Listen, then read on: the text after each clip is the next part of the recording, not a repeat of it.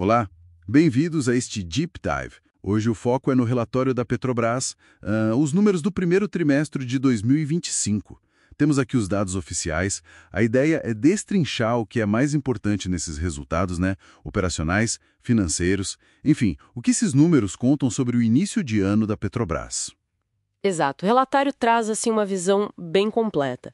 O que salta aos olhos logo de cara é um lucro líquido bem robusto neste trimestre. Mas, por outro lado, a gente vê também um aumento perceptível no endividamento. Vamos dar uma olhada nisso e como cada segmento contribuiu. Certo. Começando pelos grandes números, então. O lucro. Foi um resultado forte, né? Muito forte. O lucro líquido que vai para os acionistas foi de 35,2 bilhões de reais. Isso é uma recuperação bem importante depois do prejuízo no fim de 2024. E também um aumento considerável em relação ao mesmo período do ano passado, sabe? O EBITDA ajustado, que é aquele indicador de geração de caixa operacional, também veio super forte, 61,1 bilhões, um aumento de quase 50% sobre o trimestre anterior. Uau, quase 50%. É bastante caixa gerado. E esse dinheiro foi para onde? O relatório detalha isso, certo? Detalhe assim, a geração de caixa operacional foi de 49,3 bilhões de reais. Aí, depois de alguns ajustes, o fluxo de caixa livre ficou em 26 bilhões. E onde foi parar? Bom, a maior parte foi para investimento mesmo, o CAPEX, né? 23,3 bilhões. O restante foi principalmente remuneração aos acionistas, 16,6 bi, pagamento de arrendamentos, que foi alto, 12,2 bi, e também amortização de dívidas, 5,7 bilhões. Ok, então muito reinvestimento. Mas você falou da dívida subindo. Como é que conecta isso? Lucro forte, mas dívida maior. Precisamente. É o ponto. A dívida bruta fechou em 64,5 bilhões de dólares. Isso é quase 7% a mais que no fim de 2024. Quase 7%. É. E a dívida líquida acompanhou, subiu para 56 bilhões de dólares. E a conexão é essa. O principal motivo foram novos contratos de arrendamento. Principalmente de plataformas grandes, sabe? O FPSO Almirante Tamandaré, a extensão do contrato do FPSO Cidade de Angra dos Reis.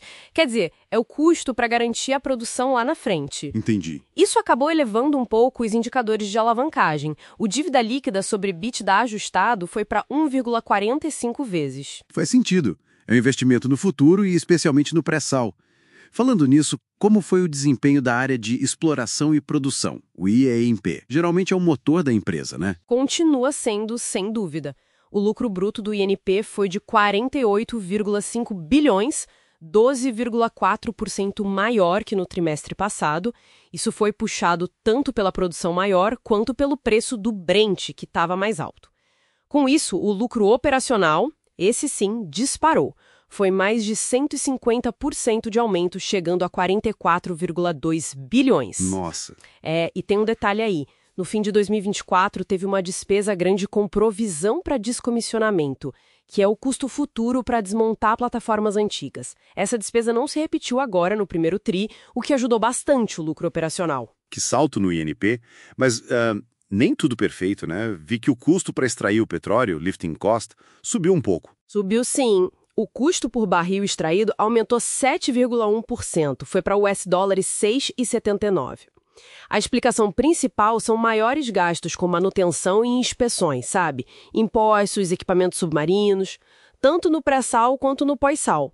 A entrada das novas unidades, como os FPSOs que a gente mencionou, até ajuda a diluir um pouco esse custo. Mas não o suficiente para evitar o aumento. Exato. Mas não compensou totalmente esses gastos maiores com manutenção. Entendido. O EIP continua forte, então. Mas e os outros braços da empresa? Refino, Transporte e Comercialização, o RTC. E Gás e Energia. Parece que aí o cenário foi mais complicado. Foi mais desafiador, assim. No RTC, o lucro bruto caiu 19% em relação ao último trimestre de 2024. Ficou em 7,1 bilhões. Basicamente, as margens de lucro na venda de derivados aqui no Brasil, tipo gasolina, diesel, foram menores. Além disso, tem a questão sazonal, né? O começo do ano geralmente tem vendas um pouco mais fracas. Certo.